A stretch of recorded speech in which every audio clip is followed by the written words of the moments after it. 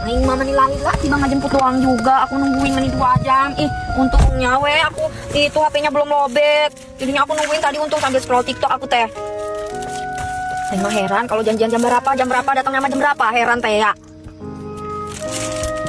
Kalau jadi orang itu cepat waktu yang. Kalau kata aku yang jemput jam 11 jemputnya.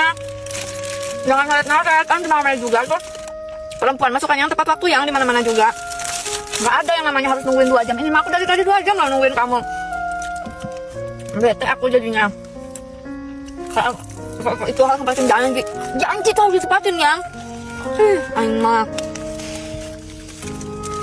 Enak yang beli di mana? Di warung. Enak banget.